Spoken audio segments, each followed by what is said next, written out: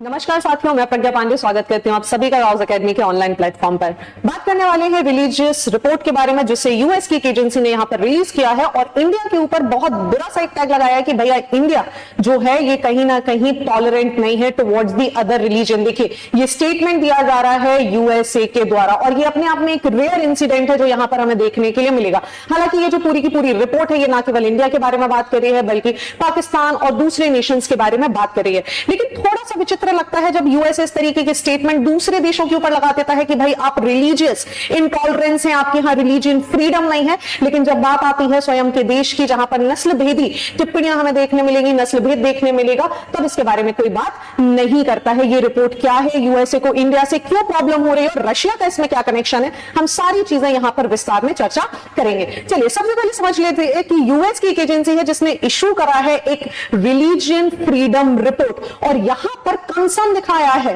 और इस रिपोर्ट के बाद ही आप देखेंगे हमारे जो फॉरेन मिनिस्टर हैं एस जयशंकर जी, इन्होंने क्लियरली बोल दिया है कि हर बार आप लोग कुछ ऐसा करते हैं कि इंडिया को नीचा दिखाया जाए, लेकिन इंडिया इस रिपोर्ट को सरे से नकार रहा है और हम इस रिपोर्ट को यहां पर एक्सेप्ट नहीं करते हैं। चलिए देखते हैं यहां पर यूएस ने क्या क्रिटिसाइज किया है इंडिया को। देखिए यूनाइटेड स्टेट्स ने ऑफर किया है एक रेयर क्रिटिसिज्म और बोला है कि कहीं ना कहीं जो इंडिया है यहां पर एक रिलीजियस फ्रीडम हमें देखने के लिए नहीं मिलेगी। साथ ही साथ ये भी बोल रहे हैं कि ना केवल अगर हम इंडिया की बात करें लेकिन रिसेंटली जो वॉर आपको पूरी दुनिया में देखने मिल रही है, चाहे आप हमास वॉर की बात करें, ठीक है, चाहे आप इजराइल वॉर की बात करें, चाहे आप यूक्रेन और रशिया की बात करें, बात की जा रही है कि कई पूरे देश में दुनिया भर में कॉमन फीचर हमें देखने मिल रहा है जहां पर ज्यूइश और मुस्लिम्स के खिलाफ यहां पर आपको हेटेड देखने के लिए मिल रही है। ऐसे में जो यहां का सेक्रेटरी ऑफ स्टेट है इन्होंने तो खुलेआम तौर पर इंडिया को यहां पर क्रिटिसाइज कर दिया है। एंटोनी ब्लिंकन ने, जिन्होंने इस रिपोर्ट को यहां पर अनवील किया और बोला है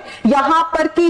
पूरी दुनिया में अगर आप बात करेंगे तो सभी जगह ये इशू है और ऐसा पूरे विश्व भर में नहीं बल्कि साथ में यूएस ने अपने लिए भी बोल दिया है कि भाई हमारे यहां भी एंटी सेमिटिज्म और इस्लामोफोबिया हमें देखने मिल रहा है जिसका कनेक्शन कहीं ना कहीं गाजा वॉर से देखने के लिए मिल रहा है। तो जहां पर हम बात कर रहे हैं यूएसए जो कि क्लोज अलाय है आपको इजराइल का देखने के लिए मिलता है, इजराइल को हमेशा सपोर्ट कर रहा है, यहां पर ऐसा क्या है कि एंटी सेमिटिज्म हमें देखने के लिए मिल रहा है। ये सारी चीजें भी अभी हम यहां पर समझने वाले हैं। इंडिया के बारे में इन्होंने क्या क्या है ये बात हमें जरूर जानना होगी। इन्होंने बोला कि इंडिया में एक कंसर्न है कि लगातार एंटी कन्वर्जन लॉज हमें देखने के लिए मिल रहे हैं, हेट स्पीच बढ़ रही है, जो होम्स है, प्लेसेस है ऑफ वर्शिप की, माइनॉरिटी फेथ कम्युनिटी की, उनको डिमोलिश किया जा रहा है। देखिए ये बात इंडिया के बारे में बोल रहे हैं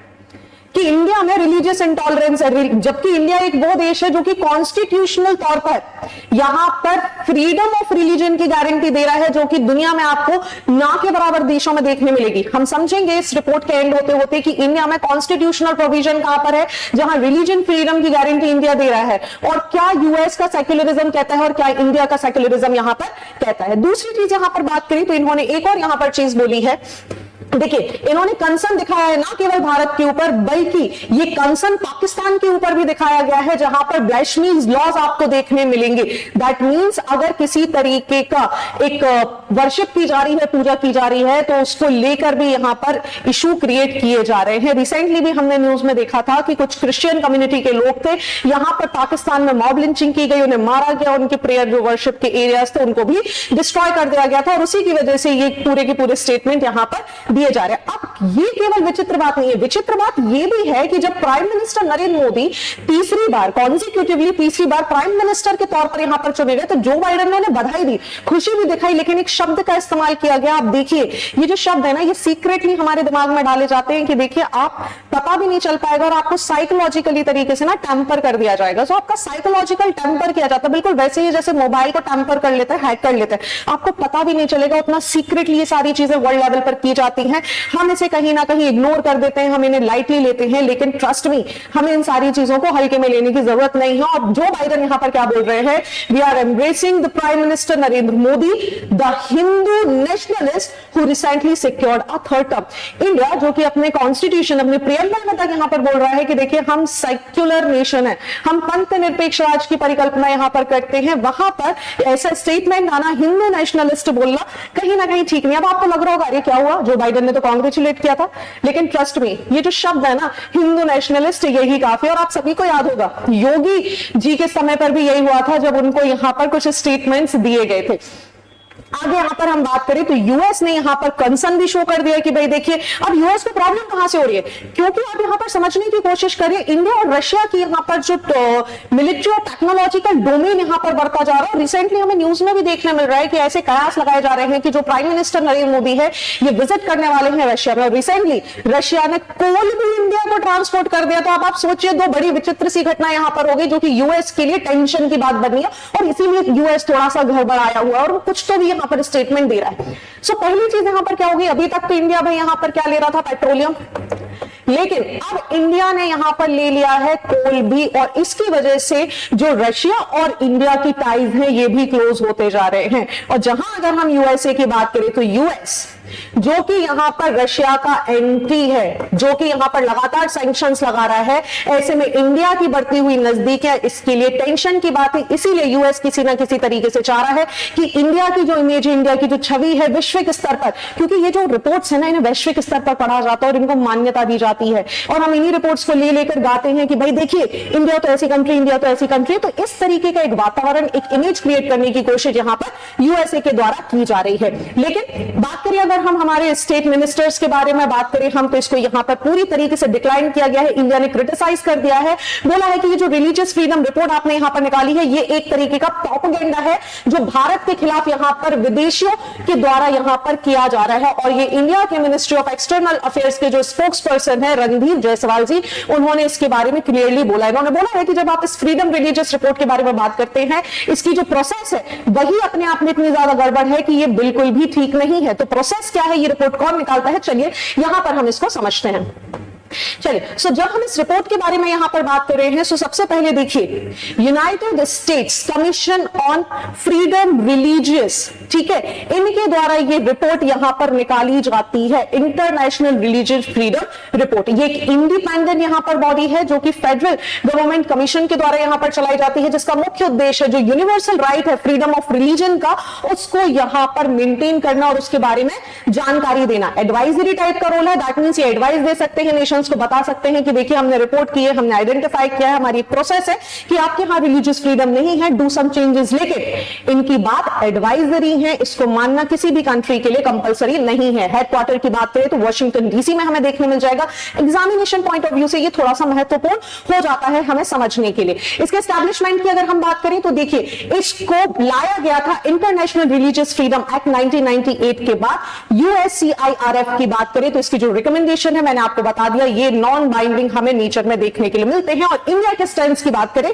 तो जी हां, इंडिया यहां पर इसको रिकॉग्नाइज नहीं करता। वो बोलता है कि भाई आपका स्टेट स्पॉन्सर्ड स्कीम की तरह है, यूनाइटेड स्टेट्स का ये अपना एक व्यू है, अपना एक एस्पेक्ट है, लेकिन हम इसके बारे में कोई भी चर्चा यहां नहीं करते। अब मैं आपको बताऊंगी कि इनकी जो प्रोसेस है वो क्या है और आप खुद समझ जाएंगे कि इंडिया इसको क्रिटिसाइज क्यों कर रहा है भाई। तो देखिए ये इनकी ही वेबसाइट का लिया गया एक स्क्रीनशॉट है जो आप सभी के सामने है। ये यहां पर बोल रहे हैं कि देखिए जब हम इस रिपोर्ट को यहां पर तैयार करते हैं, इसका मसौदा जो तैयार करते हैं इसकी हम जानकारी लेते हैं। बोल रहे हैं कि हम जानकारी यहां पर किससे लेते हैं, गवर्नमेंट ऑफिशियल्स। तो देखिए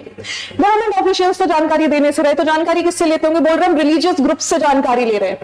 हम नॉन गवर्नमेंटल ऑर्गेनाइजेशन से जानकारी ले रहे हैं,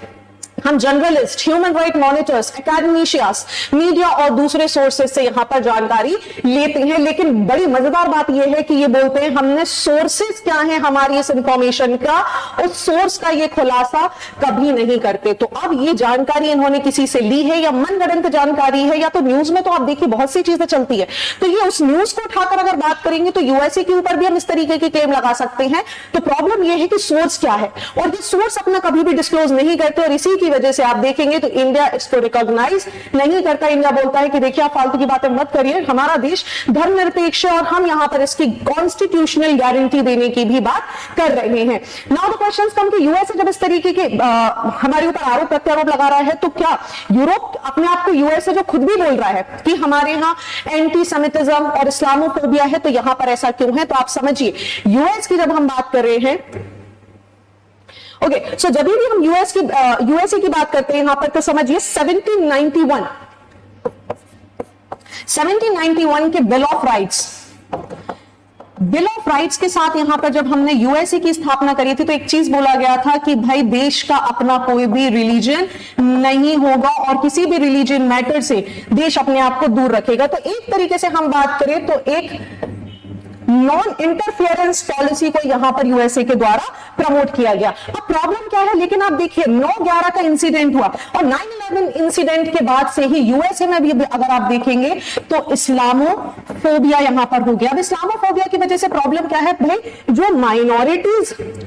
मुस्लिम लोग जो यहां पर यूएसए या दूसरे देशों में भी रह रहे हैं, आप देखेंगे कुछ इस्लामिक टेरर ऑर्गेनाइजेशन के कारण जो लोग किसी भी चीज में इन्वॉल्व नहीं है, जो नॉर्मल अपनी जिंदगी बिताना चाहते हैं, वो भी इस इस्लामोफोबिया का शिकार हो रहे हैं। और ये केवल अगर आप भारत की बात करें तो भारत में तो इस तरीके की कंडीशन ना के बराबर आपको देखने मिलेगी, लेकिन आप वैश्विक स्तर पर देखिए इस्लामोफोबिया के बहुत सारे वो बेचारे मुस्लिम जिनका कोई लेना देना नहीं इन चीजों में, वो भी इसका शिकार हो रहे हैं। तो चलिए ठीक है, ये तो हमें समझ में आ गया कि यूएसए में इस तरीके की प्रॉब्लम क्यों हुई, लेकिन ज्यूज से क्या प्रॉब्लम है,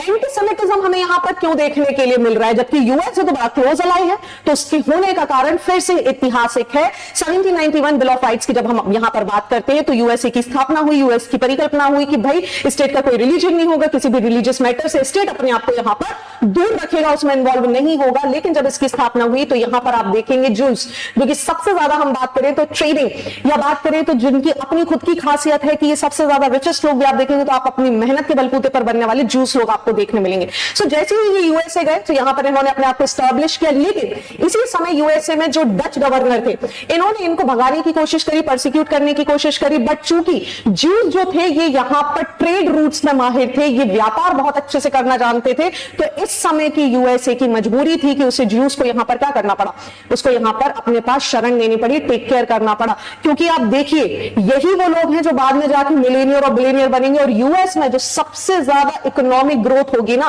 वो ज्यूस के कारण होगी। और यही कारण आपको एक देखने मिलेगा कि यूएस की जो सबसे बड़ी इकोनॉमी की आधारशिला है वो ज्यूस यहां पर रखते हैं। इसलिए आप देखेंगे कि जब भी बात इजराइल की आती है तो यूएसए कभी इसको सपोर्ट करने से पीछे नहीं हटता। और ऐसा होने के बावजूद भी आप देखेंगे रिसेंटली बहुत सारे एंटी सेमिटिज्म आप देखेंगे ज्यूस के खिलाफ आपको लगातार प्रोटेस्ट भी देखने के लिए मिलेंगे यूएसए के अंदर, जबकि यूएसए तो सेक्युलर देश है, तो ऐसा कोई देश नहीं है जहां पर आपको किसी भी तरीके की कोई इशू कभी देखने के लिए ना मिले। चलिए अब बात करते हैं हम कि भाई भारत में कहां पर कॉन्स्टिट्यूशनली प्रोविजन यहां पर दिया गया है, भारत और यूएस के सेक्युलरिज्म में क्या डिफरेंसेस को भी समझ लेते हैं, जो कि हमारे एग्जामिनेशंस के लिए इंपॉर्टेंट हो जाता है। सो कॉन्स्टिट्यूशनल प्रोविजन की बात करें तो देखिए भारत में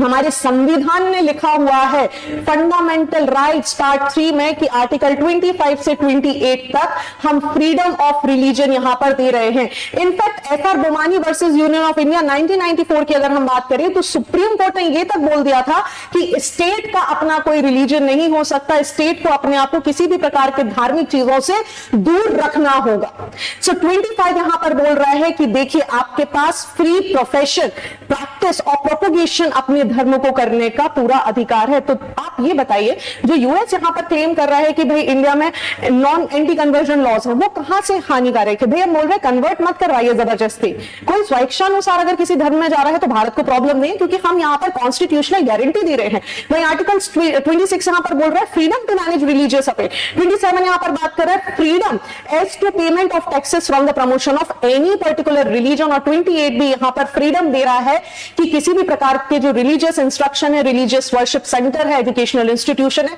उनको भी यहां पर अधिकार दिया जा रहा है। तो ये डिफरेंस है जब हम बात कर रहे हैं भारत की सेक्युलरिज्म के बारे में, क्योंकि भारत यहां पर कॉन्सेप्ट फॉलो करता है न्यूट्रलिटी का और एक पॉजिटिव रोल्स का towards all the religion. Bharat बात कर रहा है टॉलरेंस की, भारत बात कर रहा है एक्सेप्टेंस की, और भारत बोल रहा है कि देखिए हम न्यूट्रल है, हमारा खुद का कोई धर्म नहीं है, लेकिन भारत में रहने वाले जितने भी लोग हैं वो सभी एक साथ रहेंगे। आप देखिए भारत में शिया सुन्नी मुस्लिम एक साथ रहते हैं, भारत में क्रिश्चियन, बुद्ध,